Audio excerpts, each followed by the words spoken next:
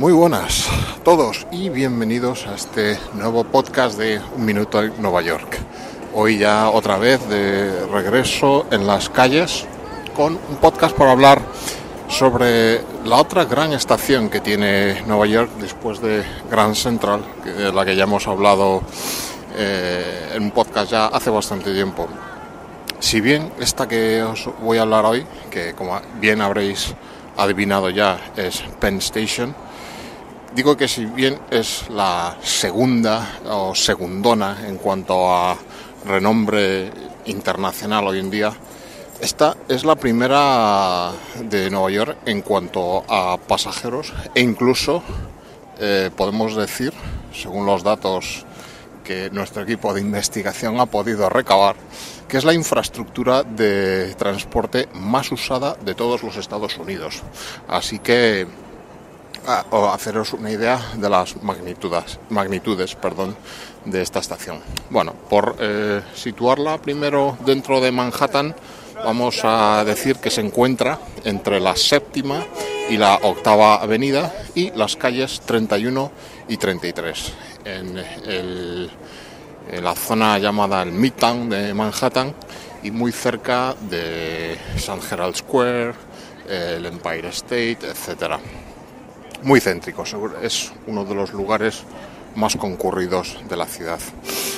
¿Qué es ahora? Bueno, pues como os digo, una estación que es tanto de tipo cercanías, poder adaptarlo al lenguaje utilizado en España, sirviendo tanto al Long Island Railroad como a New Jersey Transit. O sea, por un lado, en el transporte de, digamos, lo que se llama aquí commuters, gente de tráfico local, ¿no?, ferroviario, y también el tráfico ferroviario de largo recorrido, sirviendo a la compañía Amtrak, cuya marca comercial hoy en día es Acela. Los trenes que van hacia el estado de Pensilvania, Connecticut, Massachusetts, incluso enlaces con otras regiones más lejanas del país. En cuanto a la estación como está hoy en día, pues bueno, digamos que son 21 andenes que conducen a 7 túneles que la sirven y salen de Manhattan pues hacia los distintos destinos. Es una estación totalmente subterránea que tiene sobre ella, por un lado, el edificio llamado Two Penn Plaza, que es una típica y anodina torre de oficinas, y por otro lado el mundialmente conocido Madison Square Garden, un polideportivo, un estadio cubierto donde, pues entre otras cosas, juegan equipos de baloncesto profesional como los New York Knicks, el equipo de la NBA femenina, la New York Liberty, los New York Rangers de hockey sobre hielo, partidos de baloncesto universitario, tenis, incluso ahora mismo en estos días hay un espectáculo de rodeo, son también famosos los conciertos aquí, etcétera. Pero vamos a hablar un poco del origen de todo esto, que es una historia muy curiosa y acorde con el título que lleva este podcast.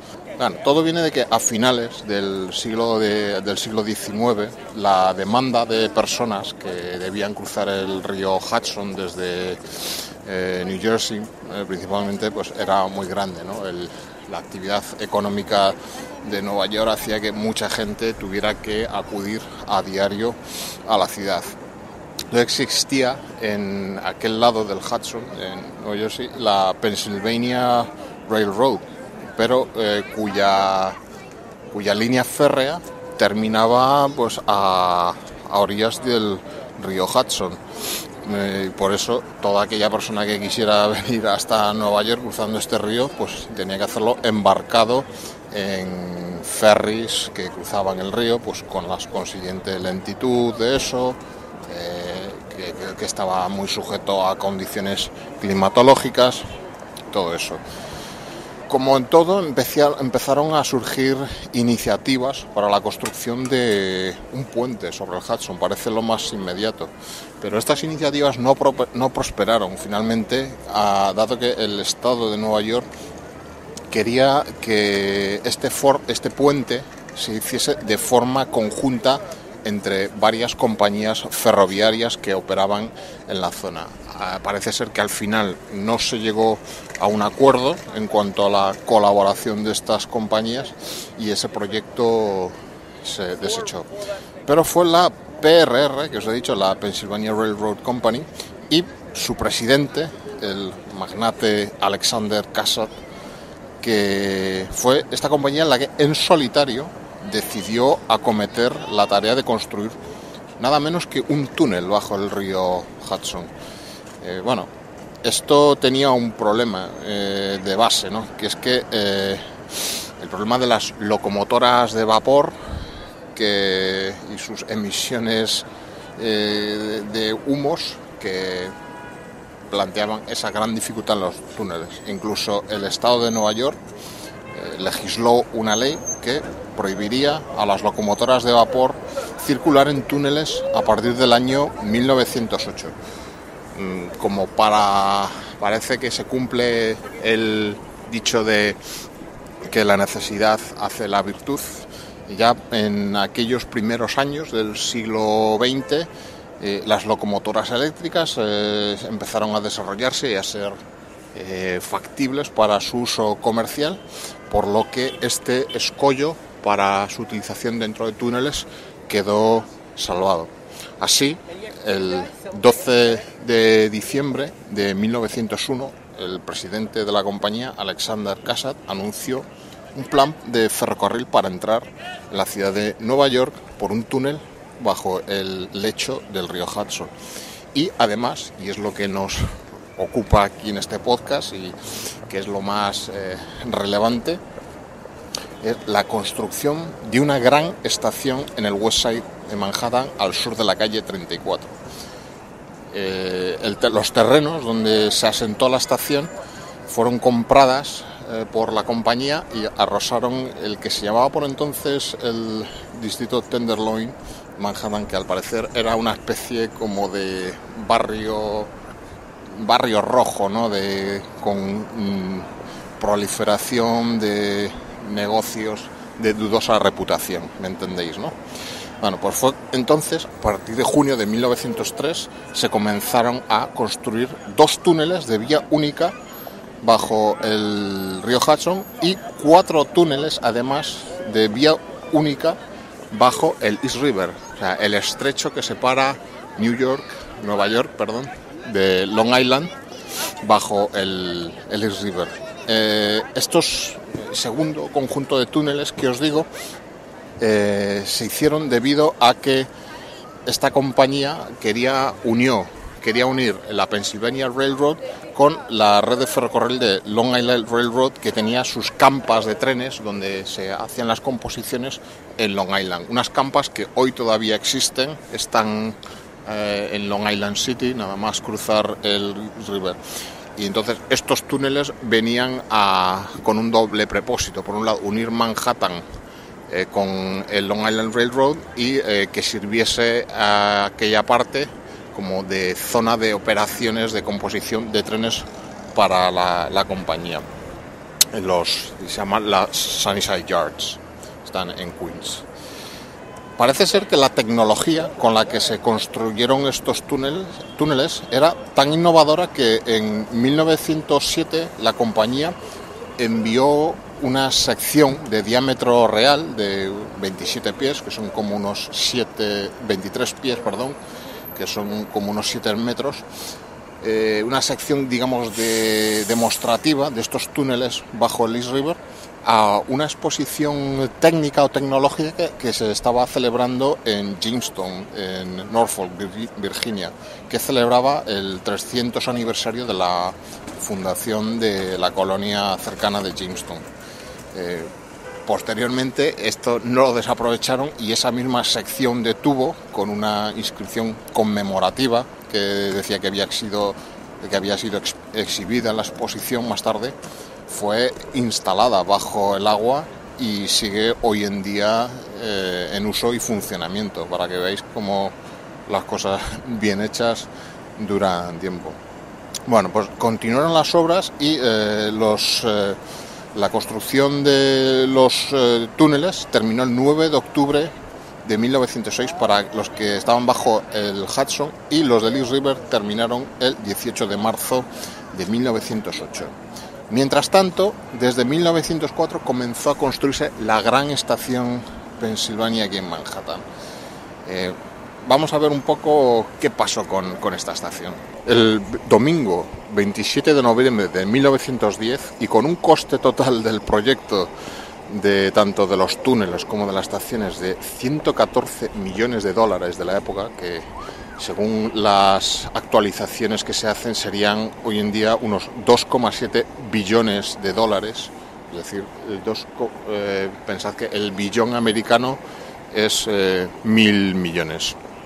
Pues con ese coste se inauguró el tráfico en esta nueva estación y línea. El promotor del gran proyecto, Alexander Cassatt, falleció antes de poder ver su gran proyecto completado, y como homenaje se le rindió homenaje con una gran escultura que lucía majestuosa en el vestíbulo o lobby de la estación. Pero vamos a ver un poco cómo era ese edificio, que no os he dicho todavía, pero que hoy no existe, como podréis deducir, y sabréis luego por qué. Bueno, era un edificio grandioso, diseñado por los arquitectos McKean, Met y White, terminado, pues como os digo, en 1910.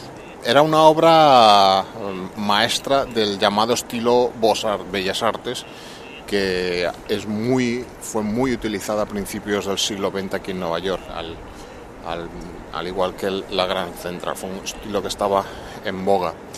Como os digo, ocupa entre las calles 39, 33 y 7ª y 8ª Avenida una extensión de 8 hectáreas, o sea que es importantísimo. Y por supuesto se convirtió en ese momento en la estación más importante de Nueva York, por encima de la Grand Central. Es un edificio, como os digo, grandioso, una estructura hecha de granito rosa y que venía en su fachada principal hacia la 7ª Avenida con una imponente columnata de columnas dóricas griegas clásicas.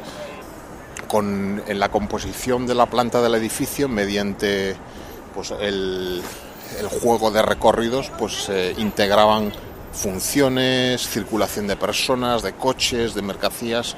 La inspiración que tuvieron estos arquitectos para la realización del proyecto fue la Gare d'Orsay, la estación d'Orsay de París, que hoy, como sabréis, es un museo, si bien Penn Station sería el doble de grande. También podíamos ver la entrada principal al edificio está claramente inspirada en la puerta de Brandenburgo de Berlín. Después, en el interior hay una combinación, pues, de eso, de masas sólidas, partes sólidas del edificio, con naves de vidrio y de acero. Para haceros una idea de la grandiosidad que tenía este edificio, la sala de espera principal tenía 150 pies de alto, siendo por aquel entonces el mayor espacio cubierto de Nueva York y uno de los mayores espacios públicos cubiertos del mundo. Otra proporción que nos hablan es de que tenía las proporciones de la nave principal de la Basílica de San Pedro de Roma, ¿no? Si habéis estado ahí, podéis haceros una idea de la grandiosidad del vestíbulo principal. También estilísticamente y en cuanto a decoraciones, tenía bastante inspiración e influencias de las termas de Caracalla de Roma. Aquí podemos ver una cuestión muy recurrente siempre de Estados Unidos a principios del siglo XX, de esa vocación de superpotencia que tenía a principios del siglo, a pesar de la corriente aislacionista que era muy fuerte tras la Primera Guerra Mundial, pero su vocación como superpotencia estaba ahí, y eso se refleja muy claramente en la arquitectura, ¿no? Con mucha mucha influencia romana, ¿no? Tratando de emular la grandiosidad de aquella civilización.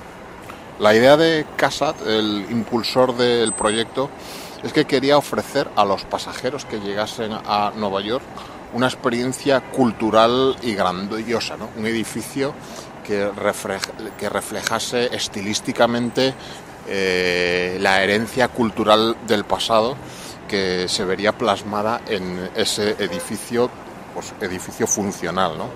Otra cosa que también supuso una innovación en esta estación fue la galería que conecta la sala de espera principal con la salida a la Séptima Avenida, que es donde me encuentro ahora, que era una galería comercial, ¿no? Fue la primera vez que ese modelo, imitando a las galerías comerciales que encontramos tanto en cubiertas, que encontramos tanto en Nápoles, Milán, incluso también en Moscú, eso aplicado a una estación de ferrocarril, ¿no? Fue ya una visión de lo que hoy en día podemos ver en cualquier infraestructura de transporte, bien sea ferrocarril, aeropuerto, etcétera, ¿no? El factor comercial. Esta estación competía claramente con la Grand Central, que era propiedad de la familia Vanderbilt, porque realmente era más grande. Y fue así durante pues aproximadamente sus primeros 20-30 años de vida, pero todos los tiempos cambian. En medio de en este tiempo, pues en medio ocurrieron 2 guerras mundiales que, si bien se realizaron a muchos kilómetros de Estados Unidos, sí supusieron un cambio en el mundo y un cambio, por qué no decirlo, en las prioridades y preferencias del país. ¿Qué pasó? Bueno, pues la explicación a esta decadencia que sufrió, pues, la línea de ferrocarril a la que servía a esta estación se debe, pues, a que tras la Segunda Guerra Mundial el estilo de vida americano estaba claramente basado en la utilización del automóvil privado, por lo que el ferrocarril como medio de transporte público pues pasó a un segundo plano. ¿Qué provocó esto? Pues una falta de rentabilidad en esta línea férrea y, por consiguiente, una ausencia de mantenimiento del edificio. Leemos que esas grandes cristaleras con las que contaba, pues en muchos casos estaban rotas, no se arreglaban. Suciedad, esa piedra que en su día, de granito rosa, que en su día presentaba ese lustre, en aquel momento estaba totalmente ennegrecida debido a la polución. Todo esto hizo que en la década de los 50, ¿no?, en el pleno auge del estilo de vida americano más clásico que conocemos, pues la Pennsylvania Railroad se propuso realizar una operación urbanística drástica, que es la de vender los llamados air rights, o derechos de aire, que existían sobre el espacio aéreo del solar, es decir, volumen que se puede edificar sobre el solar, con la idea de convertir la estación en una anodina terminal subterránea como la que tenemos hoy, y que sobre ella se erigiera un complejo de oficinas y un estadio multiusos cubierto que a la postre acabaría siendo el Madison Square Garden.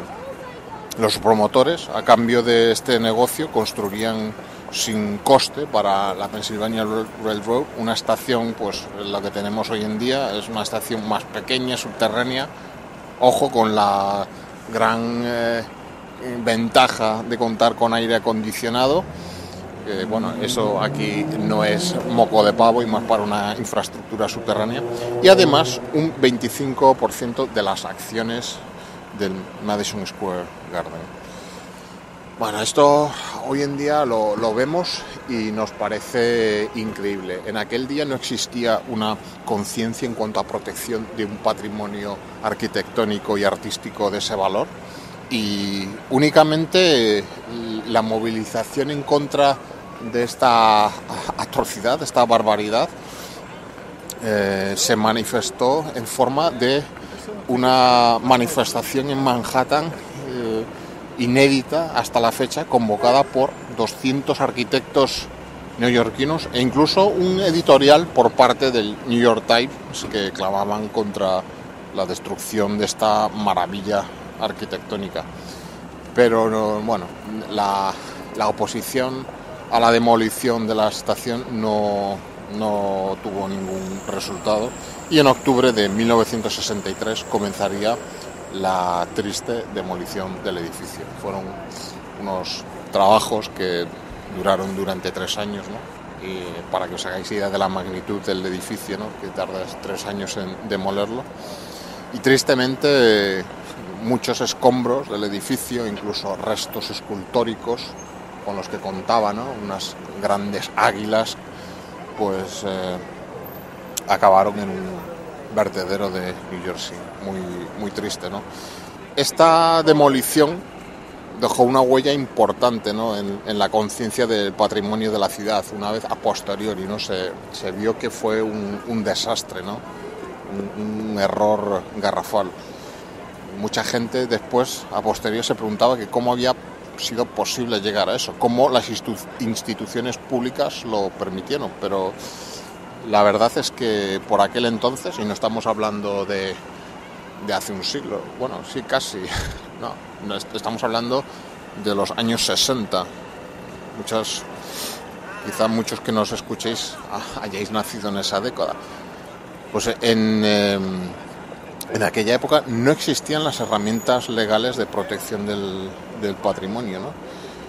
Así que este acontecimiento triste fue un catalizador para la creación tanto de la conciencia sobre el patrimonio como un marco legal que lo protegiese. Así, en el año 1965, la ciudad de Nueva York creó la Landmarks Preservation Commission, que es una agencia de protección del patrimonio, ¿no? Esta comisión que vela por la conservación de los monumentos históricos se compone de 11 miembros y es requerido por ley que de esos 11 miembros, un mínimo 3 de ellos sean arquitectos, uno de ellos sea historiador, otro un urbanista, otro un arquitecto paisajista, otro un agente de bienes raíces, o yo creo que es más bien de bienes inmobiliarios, y al menos un residente de cada uno de los 5 distritos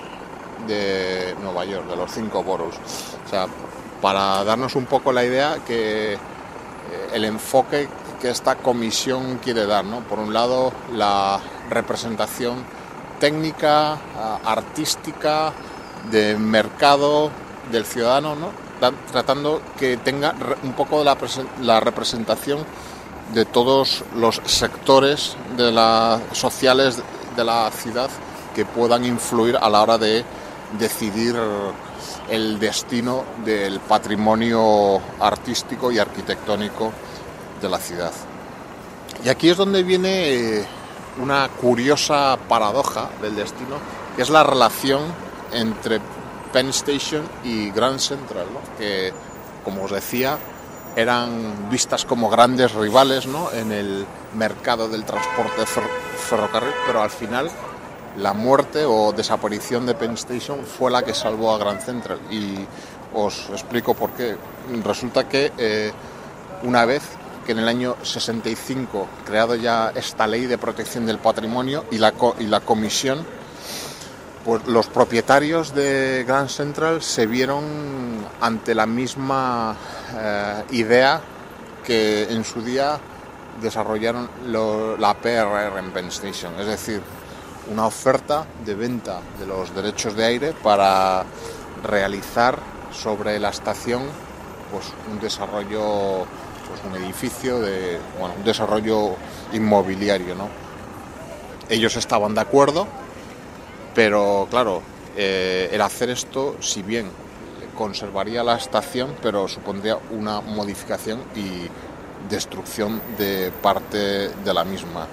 Entonces, fue cuando entró la comisión en juego para defender pues este edificio grandioso que es el Grand Central que conocemos hoy en día, frente a sus propios dueños o propietarios, ¿no?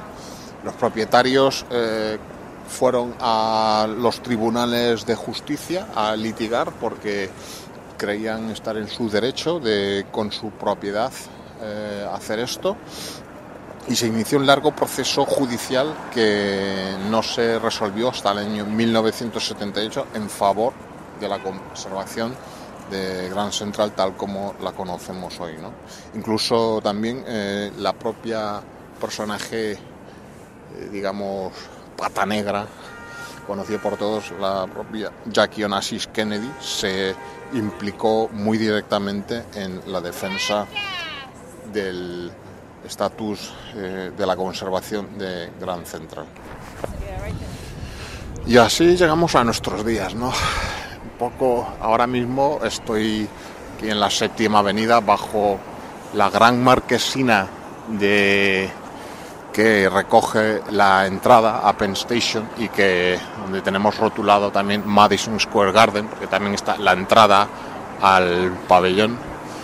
En estos días, pues bueno, la gente acude. Creo que ahora mismo se está celebrando, no sé si juegan los Knicks hoy aquí, que por cierto llevan una temporada desastrosa, donde juega el mismo José Manuel Calderón, van de mal en peor, no ganan un partido.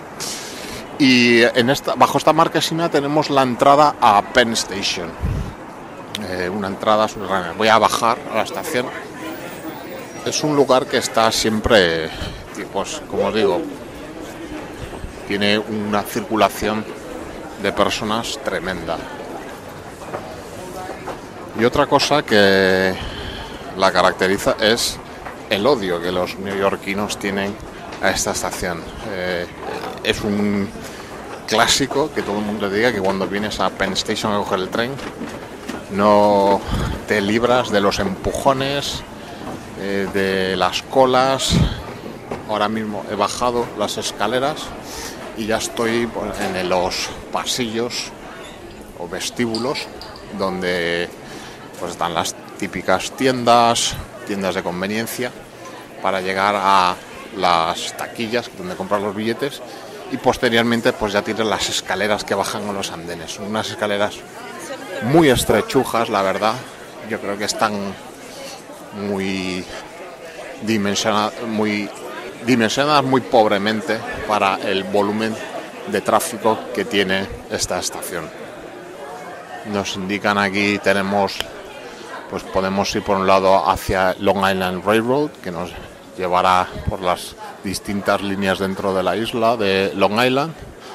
También podemos coger Amtrak, que sería el tren de largo recorrido, o bien New Jersey Transit, cruzando el Hudson hacia el estado vecino. Bueno, en definitiva, es un sitio en el que probablemente, si venís a Nueva York, entraréis de paso, pero no quedará grabado en vuestras retinas, más que probablemente el aspecto externo que tiene, pues el complejo, ¿no? La gran torre, Two Penn Plaza y el Madison Square Garden con su característica forma circular. Además, encontrándose en pleno Midtown, es una zona pues muy iluminada, con grandes pantallas publicitarias, hoteles. Es una zona donde probablemente os podáis alojar. Está principalmente lo que os decía, que frente al Madison Square Garden, aquí al otro lado de la 7ª Avenida, está el Hotel Pennsylvania, un hotel muy grande y donde probablemente os podáis alojar. Pero la historia no acaba aquí, y Nueva York, como una ciudad dinámica, ¿no? Y que busca dentro de sus posibilidades soluciones a los problemas y a las cosas que no le gusta, pues se propone darle una nueva vuelta a Penn Station, ¿no? Sí, en mayo de 2013, una serie de firmas de arquitectos de renombre a nivel internacional, pues hablamos de SOM, de Scofidio, etcétera, gente de mucho renombre, lanzaron una serie de propuestas para una nueva Penn Station que incluiría mover el actual Madison Square Garden a otro lugar de la ciudad, ¿no? Se proponían otras partes de Manhattan, incluso un solar, no es un solar, es una manzana que ocupa tras el Madison Square Garden, entre la octava y la novena, la oficina postal de Estados Unidos, otro edificio grandioso y que dudo que pudiera ser objeto de desaparición, pero bueno, es otra cosa. La cuestión es que quieren devolver a Penn Station esa grandiosidad que tuvo a principios de siglo, aparte de convertirla en una mejor infraestructura de transporte. En junio de ese mismo año, de 2013, al Madison Square Garden le dieron un permiso de funcionamiento de 10 años más, difícilmente prorrogables, tras los cuales la empresa que lo gestiona deberá buscar otra ubicación, y ese quizás sea el momento en el que veamos ponerse en marcha un nuevo gran proyecto para Penn Station. Este nuevo impulso que se le quiere dar a esta infraestructura ferroviaria tenemos que enclavarla dentro de la actual política de independencia y eficiencia energética que ha impulsado la administración Obama, en la que el tren vuelve a ser un actor fundamental, ¿no?, en detrimento del automóvil privado, que si bien sigue siendo en general en el país el rey del transporte, pues sí es cierto que la tendencia se trata de invertir, y aquí en Nueva York es uno de los puntos donde esa tendencia ha empezado ya, ¿no? Hemos oído muchas noticias de incluso empresas españolas que están acometiendo obras en Estados Unidos para la construcción de líneas férreas de alta velocidad, y han obtenido contratos, ¿no?, tipo, creo que ACS, Talgo, etcétera. Bueno, y como ya cierre de este tema, de una recomendación de otro podcast donde podéis escuchar esta historia que yo os he contado, pues de una manera más, no sé si precisa, pero es un podcast en el que yo me he inspirado para contároslo, y que motivó el que hoy grabe este podcast. Se trata del podcast 99% Invisible, 99% Invisible, uno de los, para mí, el mejor podcast que al menos que yo conozca aquí en Estados Unidos, y al que estoy suscrito, y que os recomiendo, que si no tenéis el inglés muy pulido, os pongáis las pilas, porque realmente merece la pena escucharlo, ¿no? Lo realiza un señor llamado Roman Mars, que realmente te encandila con su voz. Y ya para cerrar, recordaros que nunca os lo digo, pero creo que hoy, ya que estoy aquí en faena, os lo digo, es recordaros que os podéis suscribir a este podcast en las distintas plataformas en las que está presente, ¿no? En iVoox o iVoox, Spreaker, o en la propia iTunes de Apple, donde os agradecería que dejéis una valoración, un comentario, una calificación, etcétera. También sabéis que el podcast tiene un Tumblr donde van apareciendo tanto los enlaces a los archivos de audio donde se puede escuchar, como fotografías relacionadas con el día a día aquí en Nueva York. Y con esto ya me despido por hoy, dándoos las gracias como siempre por escuchar este podcast, y os emplazo hasta el próximo número de Un Minuto en Nueva York. Un saludo.